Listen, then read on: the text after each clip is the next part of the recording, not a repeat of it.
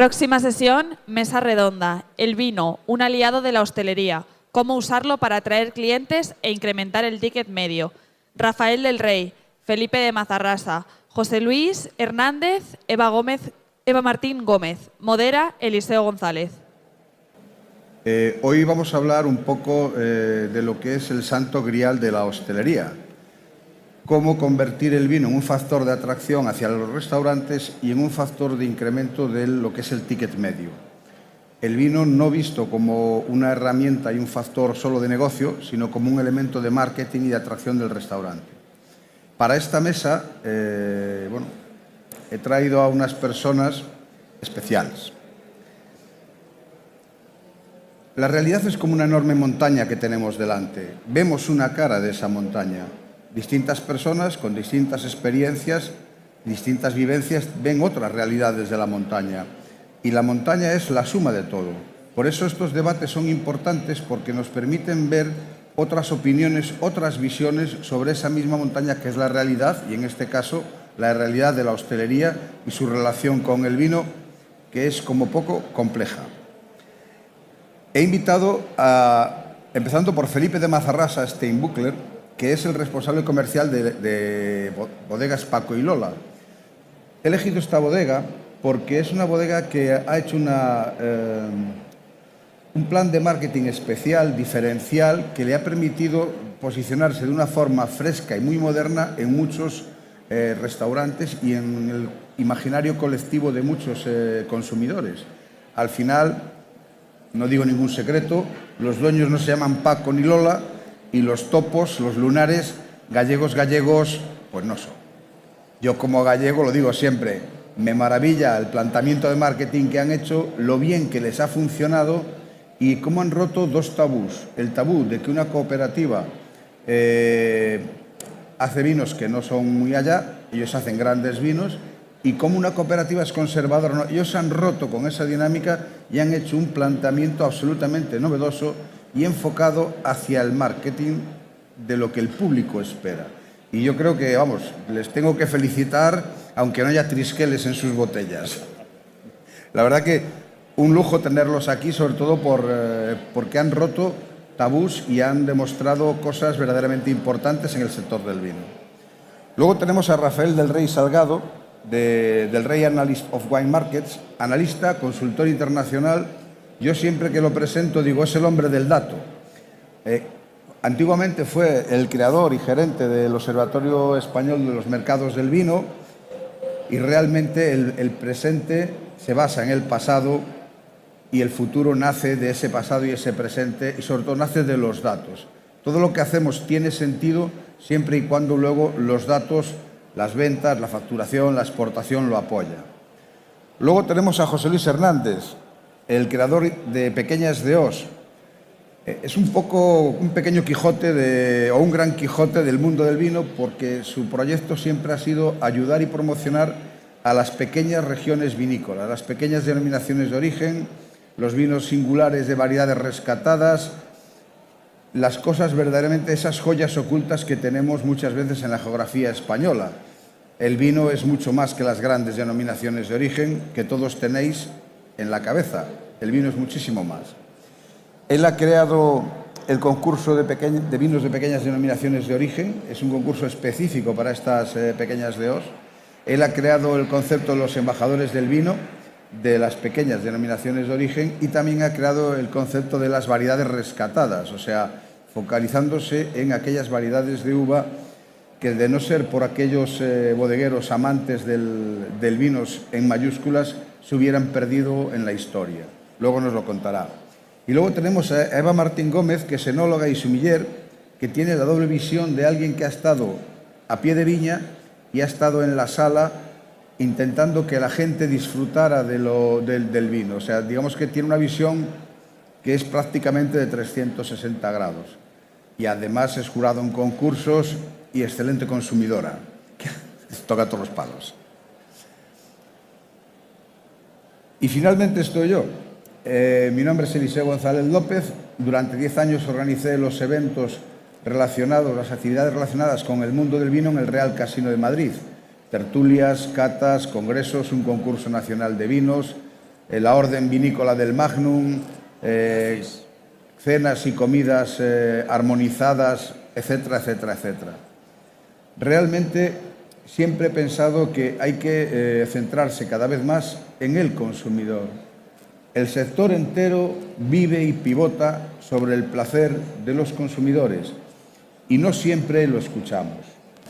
En este sentido, me gustaría que este santo grial, que es hacer que el vino se use para atraer personas a los restaurantes y que consuman cada vez más y de mejor calidad y mayor valor añadido, creo que es una de las formas en las cuales el vino y la hostelería pueden reforzarse mutuamente y llegar a ser algo mucho más grande.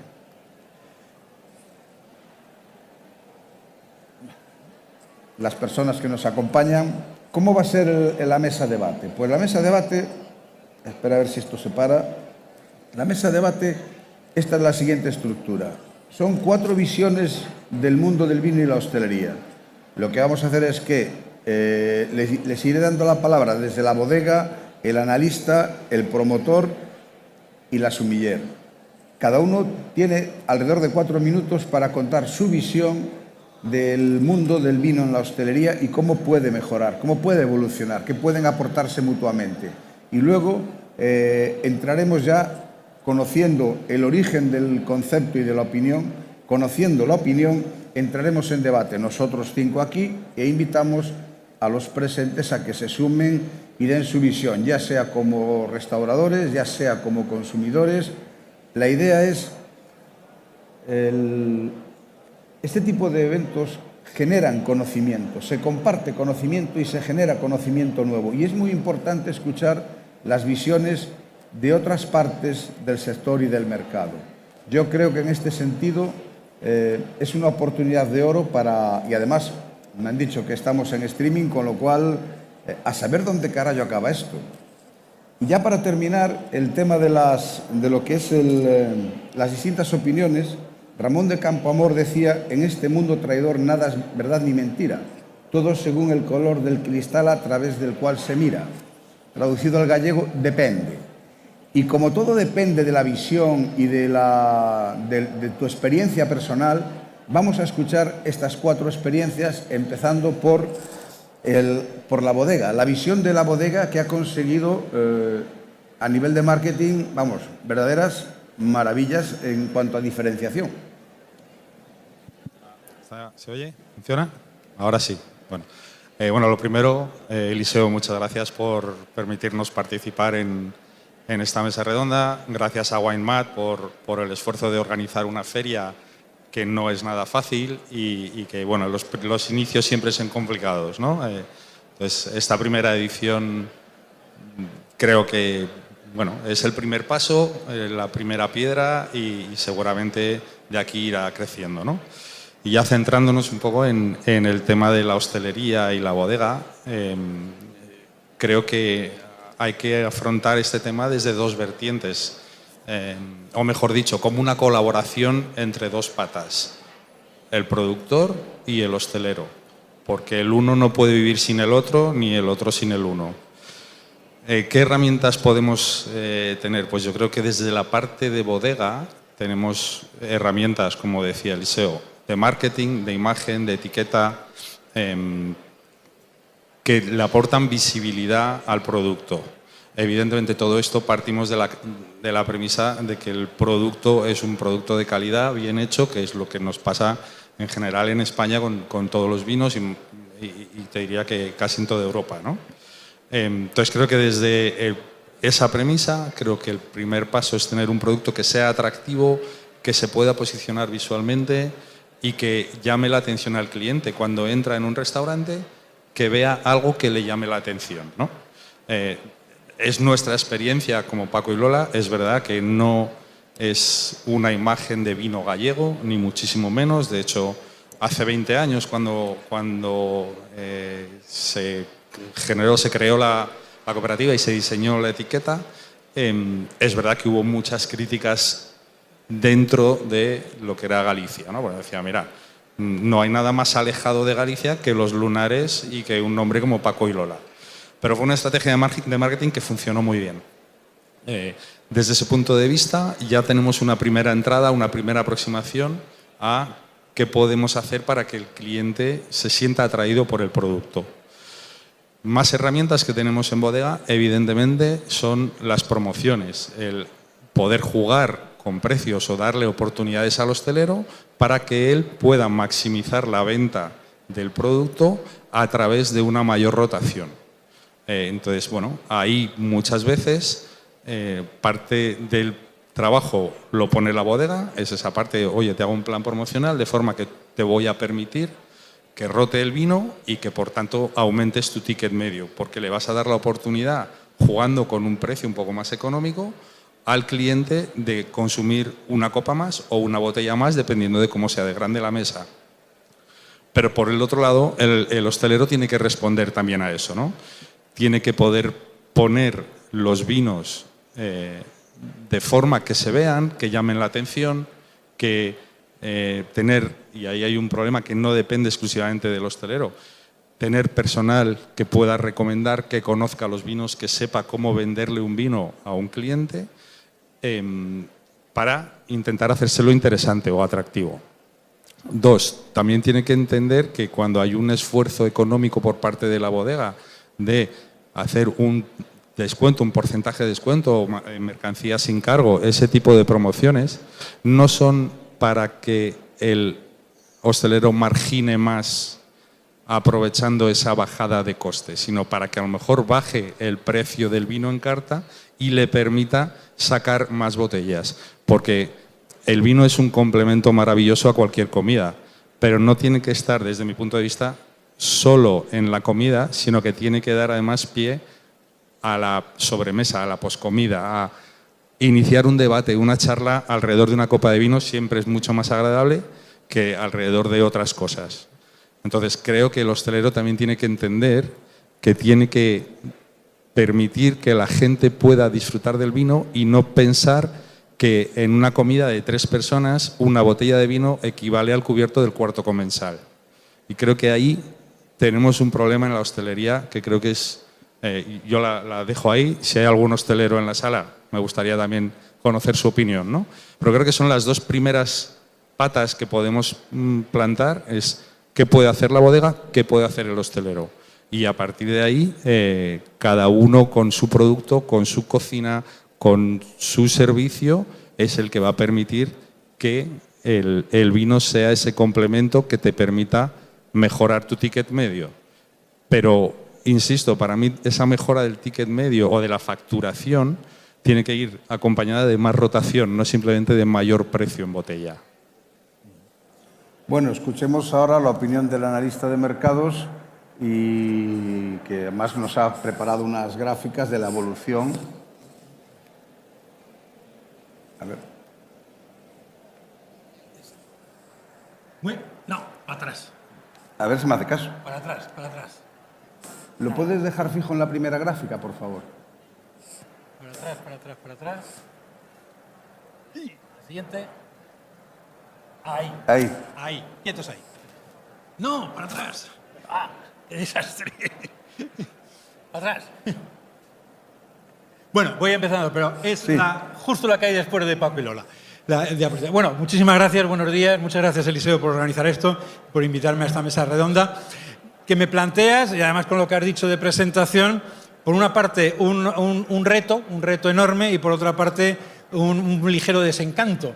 Por mi parte, me has dicho que soy el tipo de los números, y lo primero que he de decir es que no hay un número bueno sobre el consumo de vino en hostelería. No existe, ni en España ni en el mundo.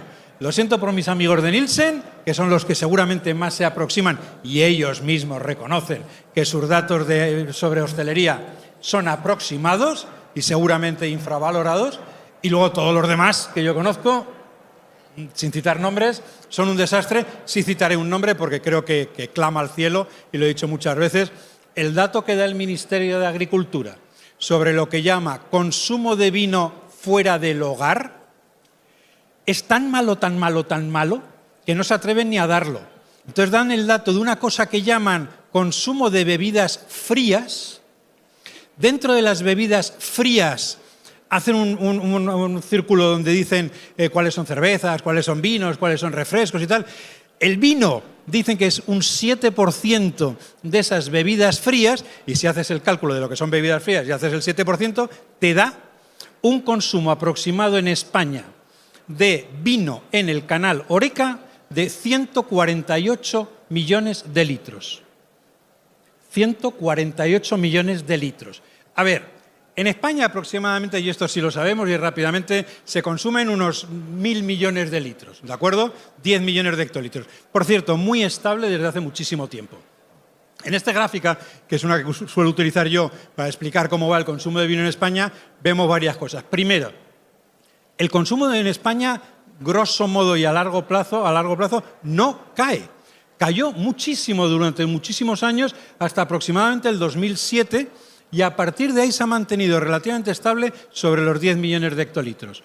No sigue cayendo. Ha subido a los 11, bajó en el COVID a los 9 y ahora estamos en 9,6 aproximadamente. Pero más o menos se mantiene relativamente estable. Lo difícil, que es la segunda parte, es segmentar ese consumo por canal.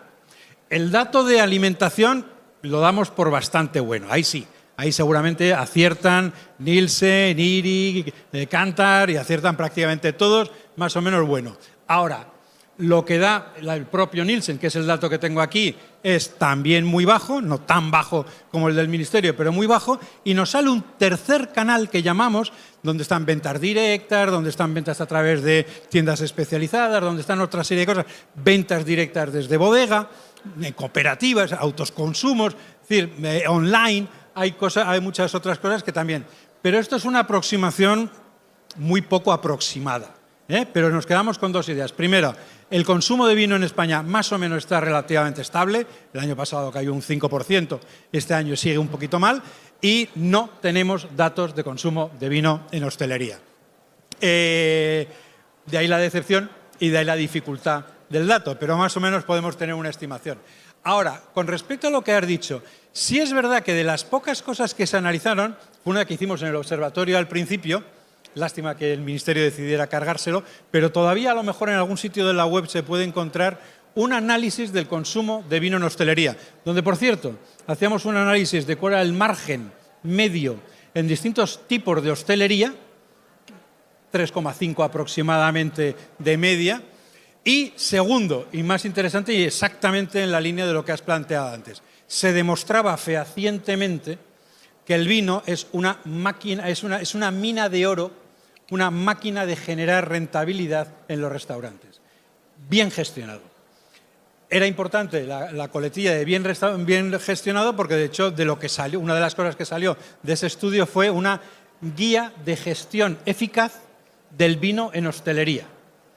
Y entonces hablaba de un montón de cosas que yo, bueno, si sigue por ahí publicada en algún sitio estará, si no, en mi casa debo tenerla en algún sitio, que es cómo gestionar los inventories, los stocks, cómo gestionar los precios y los márgenes, en según qué tipo y qué segmento de bebidas, en fin, y muchas otras cosas. Sí, en ese momento se demostró que es una máquina de hacer dinero porque, en fin, tiene relativamente poco coste de gestión y de manipulación. Es verdad que hay que abrirlo y es verdad que hay que estocarlo y es verdad que bueno, pues que tiene sus costes y el restaurante tiene que ganar dinero. Insisto en lo que decía antes también Felipe, si hay alguien de la restauración presente, que por favor dé su opinión, pero opinión que entiendo, tiene que tener su margen y eso es importante. Bueno, yo sí creo que es una herramienta extraordinaria para generar beneficios y fidelización al restaurante, gestionándolo de la forma más eficaz posible, que no se estropee, que esté a buena temperatura, que se sirva bien. Y luego simplemente me gustaría, para acabar ahí rápidamente, plantear una cosa que para mí siempre ha sido una duda sobre el vino en el canal de hostelería. Cuando hablo con muchos hosteleros me dicen, no, pero si es que nosotros, me lo dicen también los del retail y os lo dirán a las bodegas muchísimo, nosotros lo que digan nuestros clientes. Nosotros, pues de repente, si rota o no rota. Esto es lo que te dicen siempre.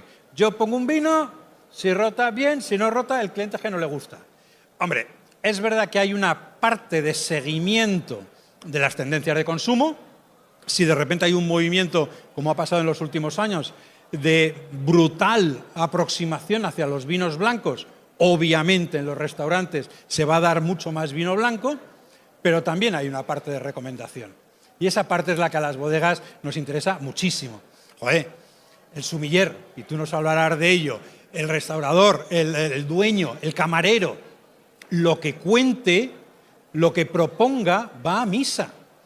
Nosotros colaboramos, y yo colaboro desde hace muchos años, con la Cámara de Comercio de Alicante, por ejemplo, que tiene, no sé si es mala publicidad o no, pero uno de los mejores cursos de sumilleres que hay en España, y llevan desde hace muchos años haciendo un trabajo con los sumilleres y la formación de sumilleres, pero en gran medida ligada también a los vinos de Alicante, y la presencia de los vinos de Alicante en la restauración de Alicante ha cambiado de la noche a la mañana. Ha cambiado radicalmente. ¿Por qué?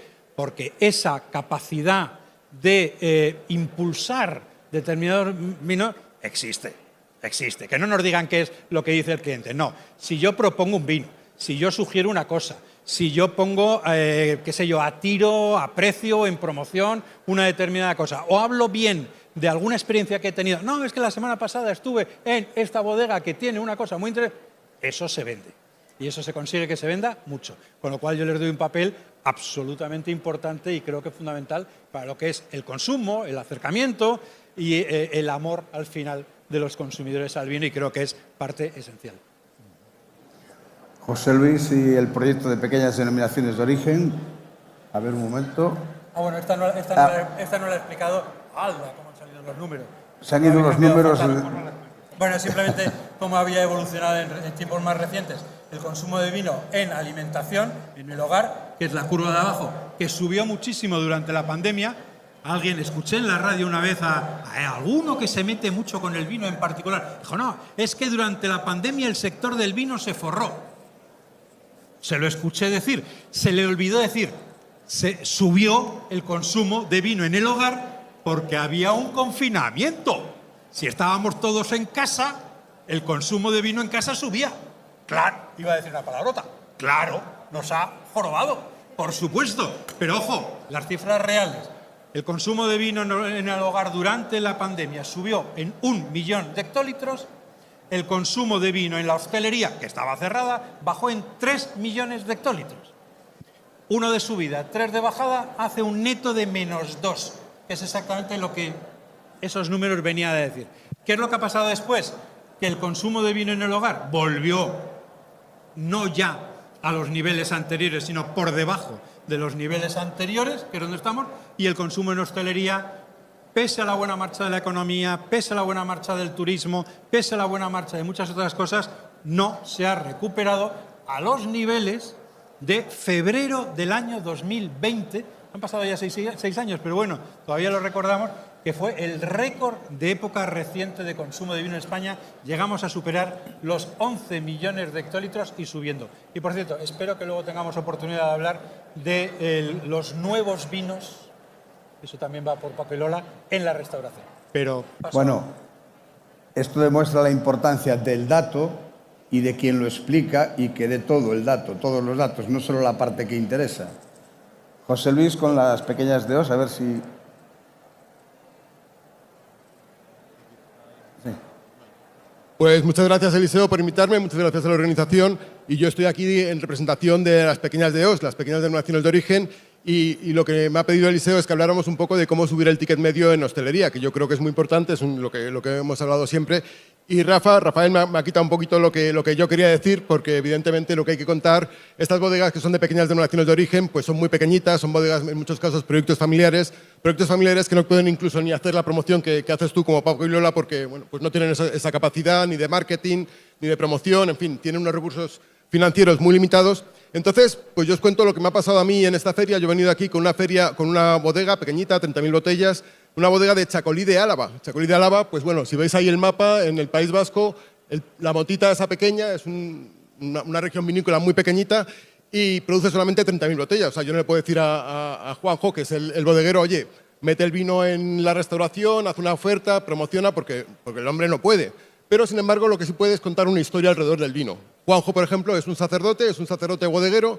Entonces, cuando contábamos eso a los importadores que venían y le contábamos la historia, pues es con lo que se quedaban, aparte de que tienen unos vinos excelentes, ¿sabes? Pero lo que les quedaban es, tú eres sacerdote y tienes vino también. Y digo, sí, pues mira, eso mismo ha contado pues, el dueño del restaurante, el sommelier, que no hace falta hablar de aromas primarios, ni aromas terciarios, ni barrica roble, ni francés, ni americano.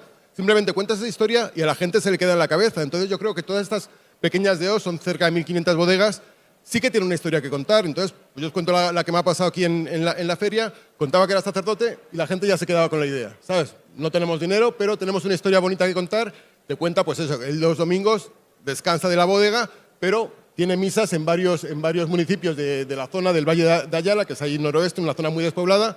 Pero él me decía, yo cojo el hábito el domingo y me pongo el mono de trabajo el lunes. Y digo, oye, pues eso es una historia que lo cuentes en cualquier restaurante vasco o en cualquier restaurante, al sommelier, o sea, que tampoco hace falta ser un experto en vinos para contar esa historia, y eso se te queda, ¿sabes? Luego ya el vino tiene que hablar solo, que por supuesto hablaba, pero creo que la historia bonita es tener una historia detrás del vino y contarla, y hacerla llegar a la gente, informarles, formarles. Yo creo que eso es lo fundamental en este tipo de bodegas, que son pequeñitas y de regiones vinícolas muy pequeñitas. Otro proyecto que tenemos aquí también es hablar de las variedades rescatadas, variedades de uva que se perdieron con la entrada de España en la Comunidad Económica Europea en el año 86, que acordaros, que somos todos más o menos de una edad. Falcon Crest hizo mucho daño a las variedades autóctonas españolas. Se plantaron en esa época pues, mucho Merlot, mucho Cabernet Sauvignon y dejamos de plantar las garnachas tradicionales, mucho tempranillo. Y entonces ahora se están recuperando esas variedades y muchos bodegueros están apostando no solamente como variedad que se adapta perfectamente al terreno, sino como ofrecer otras nuevas alternativas al mercado y otras nuevas historias que pueden contar pues, el sumiller o el bodeguero o el dueño del restaurante, y de alguna forma pues, también es una forma de hacer marketing muy económico y que este tipo de bodegas pueden hacer. Bueno, la vinculación de los sacerdotes y el vino viene de más de 2000 años y realmente el vino le debe mucho al trabajo de los monasterios. Pero sí es curioso el que un sacerdote el domingo esté en el púlpito y el lunes en el viñedo. Eso sí que es... Eso se te queda. Eva. Hola, buenas. Bueno, Eliseo, muchísimas gracias por contar conmigo para esta mesa tan interesante. A ver, yo mi experiencia quería un poco transmitir que como he tenido oportunidad de vivir el 360 grados del vino, como hemos comentado, pues me gustaría remarcar lo importante que es que el buen hacer en todas las fases del vino, tanto en la viña como en la bodega, como la distribución, que poco se habla de ella y es muy importante el buen almacenaje del vino, por ejemplo, para que llegue en buenas condiciones a la hostelería. Y luego para mí, ya en la hostelería, el mayor problema que hay es la falta de formación del personal de sala. O sea, existe una brecha entre el hostelero y el cliente. El puente entre estas dos vertientes es el personal de sala. Y hoy en día pues hay mucha gente muy joven, rota mucho, no le interesa el vino, por ejemplo, o no le gusta, ni siquiera lo consume. Entonces es muy complicado que esa persona sea capaz de transmitirle al cliente pues, información. Entonces, para mí el momento del vino, tanto como sommelier como consumidora, le llamo el momento del miedo, porque el camarero tiende a venderlo fácil, lo que conoce, no se complica, y el cliente muchas veces también por miedo a no estar a la altura de, a la altura de la carta, por ejemplo, ¿no? Entonces, bueno, creo que para mí lo más importante ahora mismo sería dar formación al personal de sala. Sí que es verdad que hablas con hosteleros y te comentan que están hartos de dar formación a sus empleados. Después de pagarles un curso carísimo, un WineSet, por ejemplo, un WineSet o algo de esto, pues se les van a los 3 meses, se van a otro trabajo. Entonces es muy complicado que el hostelero a veces también apueste por dar formación porque se cansa. Entonces yo creo que hay que generar ciertas sinergias para que haya un tipo de formación más sencilla, más básica, que el hostelero no tenga que gastar tanto dinero en invertir por si luego se le va el empleado, pero que sí que tenga una base para que sea capaz de transmitirle que sea capaz de hacer de buen camarero, que para mí eso significa saber leer al cliente, tener la psicología suficiente y conforme a eso actuar. Y si tienes una base, no hace falta que hayas catado todos los vinos de la carta o que hayas probado todos los platos. Si tú tienes un conocimiento mínimo, eso ya te permite pues, poder proponer, hacer unas propuestas que el cliente se sienta cómodo y pues, aumentar el valor del ticket. O sea, eso es una cosa muy importante. Conforme a esto, por ejemplo, yo he visto en una compañera mía, en una bodega que trabaja, han creado una fórmula en bodega, digo por hablar un poco de los dos ambientes, a colación de lo que hacía Felipe, que era muy interesante. Lo que han hecho es, los lunes, han fijado un día fijo a la semana durante todo el año, hacen jornada de puertas abiertas, destinada a personal de hostelería, periodistas. Entonces van, ofrecen una formación de 2 horas gratuita para quien quiera recibirla, que es opcional, y luego ya pues visitan viñedo, visitan la bodega y les ofrecen un menú maridaje. Entonces esta gente se va luego a sus trabajos con una pequeña formación y son capaces a lo mejor de entender. Hay gente que no sabe ni cómo es una viña y está vendiendo el vino, entonces les sirve un poco para transmitir esto un poco mejor el vino. Y luego en sala, pues sí se pueden hacer muchas mejoras. Por ejemplo, en carta, pues yo soy partidaria de dinamizar la carta, poner menos referencias a lo mejor, pero que tenga una rotación, porque si tienes muchas referencias y no hay rotación, eso es un problema para el hostelero, por ejemplo. Luego también ahora con la digitalización del sector, pues se puede hacer ahora mismo, hay cartas ya que te hacen, tú eliges un plato y te aconseja el vino adecuado. Digo en caso ya de no poder tener la asistencia esta o si no tienes sumiller en el local, que hay muchos restaurantes medios que no se pueden permitir tener un sumiller o alguien con formación más específica. Bueno, eso sería, por ejemplo, un punto. Otro punto sería, por ejemplo, para mí muy importante, la venta por copas. Eso pues trae muchos beneficios. Por ejemplo, tú puedes poner una copa de aperitivo de cortesía. Eso hace que el cliente ya esté más predispuesto a gastar, por ejemplo. O poner un vino puente al postre. Ya recomiendas un vino para acompañar con el postre. Yo creo que la gente es bastante receptiva a este tipo de propuestas, por ejemplo. O puedes poner una cata de vinos, por ejemplo, 3 o 4 vinos a precio cerrado, pues para sacar vinos que tienes abiertos. Pues puedes proponer, mira, te puedo poner esta cata de 4 vinos por este precio y tal. O hacer maridajes, por ejemplo. Bueno, eso está muy a la orden del día y además el cliente lo valora muchísimo porque estás potenciando, es una sinergia entre el plato y el vino que estás potenciando los dos sabores y la gente está muy receptiva con este tipo de actividades. No sé, yo creo que el escollo más, el resumen un poco es que el escollo más importante es la falta de información, también en acercar el vino al cliente y no hacerlo como un mundo muy complicado en el que haya que hablar de, por lo que hablabas tú, de variedades o de tal, y luego también dar paso a esas pequeñas referencias, en colación a lo que estabas diciendo, pues que en una carta que tienen los 4 vinos más potentes que hay en el mercado, pues la gente va a eso. Pero si tienes una información o tienes una propuesta, pues la gente yo creo que sí es receptiva a probar otro tipo de cosas. Y bueno, eso es un poco mi experiencia y mi aporte. Gracias. ¿Alguien en la sala es hostelero? ¿Quiere dar su visión? Realmente el tema es muy interesante. Ahora, pues, ¿qué opináis? Bueno, yo creo que efectivamente hemos tocado un poco todos los palos, ¿no? Pues desde bodega, efectivamente, contar relatos. Me hace mucha ilusión lo de Juanjo, porque yo le conozco y le ayudé a montar su bodega hace ya años. Creo que tener un relato, tener una historia es seguramente una forma de darle al vino esa parte emocional que yo también quería defender un poco, ¿no? Creo que el vino al final despierta emociones y contar una historia bonita que termina bien, pues siempre es mucho más agradable y te acerca al vino de otra manera, ¿no? La formación en sala me parece fundamental y ahí las bodegas también tenemos una responsabilidad y yo lo ofrezco muchas veces al hostelero.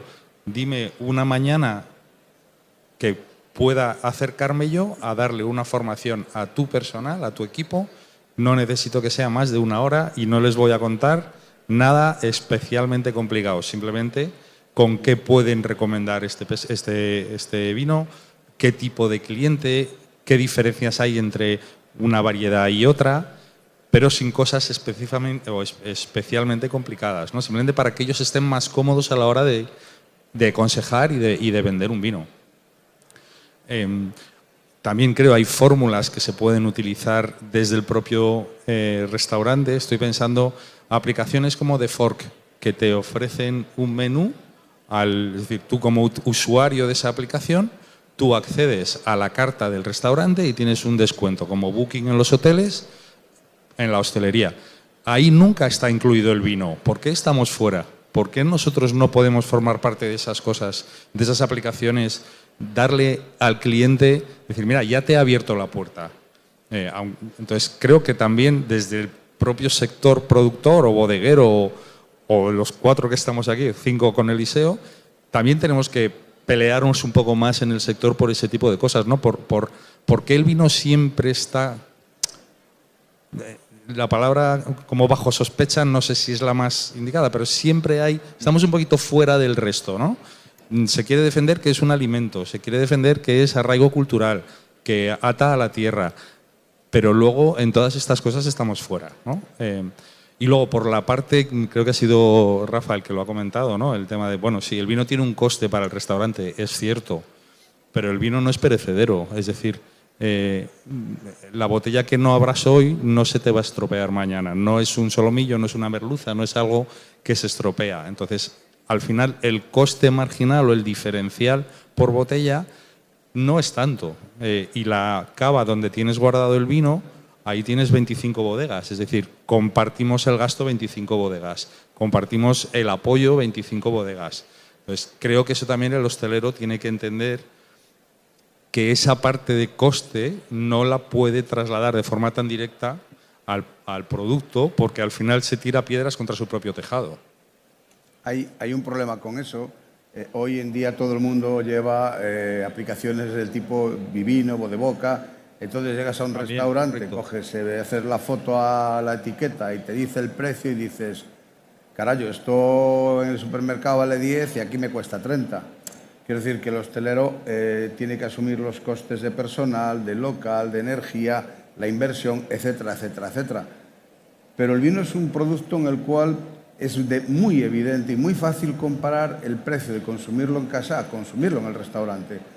Yo creo que el hostelero en este sentido, si encontrase un equilibrio mejor y más ajustado, la mayor rotación de vino le facilitaría el vender más. Y hay experiencias, sobre todo que buscan sensaciones y fidelizar a clientes. Hay incluso restaurantes que han creado clubs de vino, días especiales en los cuales se pone un vino por copas más económico para que lo pruebas y decides, porque hay ciertos vinos que dices, lo que voy a invertir en este vino me va a gustar.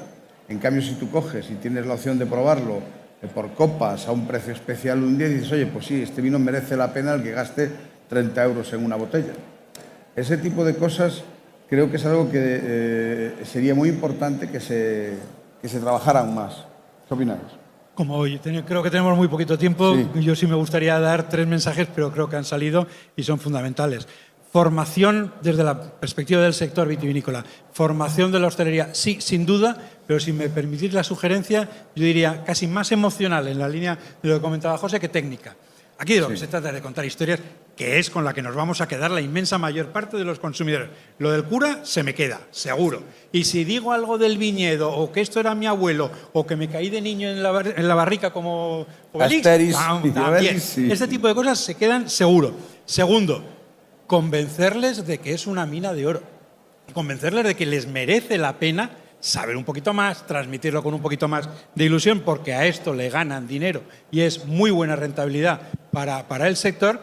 Y tercero, pero eso ya es una batalla mía, y ahora porque a lo mejor me ha dado por ahí, hay cosas nuevas, no sé si llamarles vinos, pero que los ofrezcan también, joder. Hombre, Paco y Lola tienen algunos muy especiales, pero estamos hablando de vinos de baja graduación, estamos hablando de cócteles, estamos hablando... En Europa se está bebiendo casi más spritz que vinos espumosos, y aquí hay mucha sangría y mucho tinto de verano y mucho craft twist que no termino de ver en hostelería.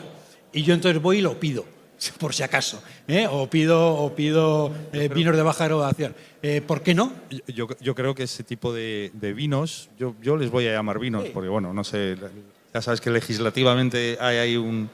Pero yo creo que esos vinos tienen que tener un hueco ya en la hostelería, porque lo comentaba el otro día, no me acuerdo quién era aquí en el stand, si hacemos una campana de Gauss poblacional, hay dos extremos que no beben. Los jóvenes no beben porque no está ahora mismo en su mentalidad, en su estilo de vida, y los mayores porque desgraciadamente el médico nos ha dicho que dejemos de beber. Entonces, y la parte de población que todavía tiene acceso al vino cada vez es más estrecha y hay que darles alternativas. No quiero hacer autopublicidad pero bueno, nosotros hemos sacado un vino para tomar con hielo porque cada vez más gente dice, oye, ponme una copa de vino blanco y me pones un hielo. Eso está muy bien. El vino siempre está frío, pero cada vez es más agua. Entonces, hemos hecho un vino en el que hemos trabajado en viñedo y en bodega para que el efecto de dilución del hielo en el vino lo que haga es que te reequilibre el vino y te mantenga un poco la sensación vínica y no tengas esa parte tan aguada. Hemos hecho un vino sin alcohol y no somos los primeros ni muchísimo menos. Croft Twist y todo ese tipo de variedades son cosas que yo creo que tienen que estar ahí. Y todavía no están. Y no están en Todavía muchos no están. sitios o en la mayoría. Por eso lo que yo hago es pedirlo mucho. Correcto. Cada vez que voy a un restaurante digo, ¿no tendrá un 5.5 o una sangría? O a ver si les entra... Sí, sí. Pues está muy rico, Hay que moverlo. está fenomenal y para tomarte de copa, incluso antes de la comida, pues es una idea genial. Y hay que fomentar ocasiones de consumo. Hay que también... Creo que nos hemos centrado un poco en la parte bodega, en la parte hostelero, pero quizás al consumidor, al cliente, también hay que decirle, oye, es que tienes que pedir un vino y no tienes que tener vergüenza de no saber lo que estás pidiendo, ¿no? De equivocarte. Claro, es decir, bueno, pues a mí cuando la gente me dice, es que yo no sé de vinos, digo, ¿tú sabes qué vino te gusta? ¿Qué estilo de vino? Pues a mí me gustan los tintos, ¿vale? Pues dentro de los tintos me gustan con más cuerpo, con menos, con... Eso también creo que hay que educar también un poco al consumidor para que pida más vino y al final permita aumentar el ticket medio en el restaurante.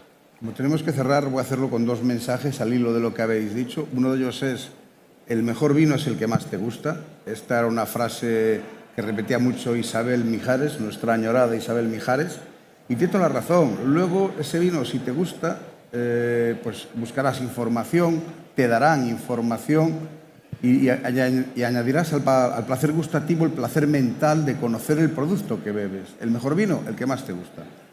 Luego ya explora, descubre, no hay que tener miedo, no hay que pensar, no, es que no sé. Y en cuanto a la formación del personal, yo pienso que el sommelier tiene que ser menos un técnico que te cuenta lo que pone en la ficha técnica y más un juglar del vino, alguien que te cuente una historia hermosa con unas circunstancias o con otras que te transmita algo que te haga recordarlo. Puede ser lo del cura o puede ser la frescura de los topos de Paco y Lola o otras 1000 variantes que hay en el mercado.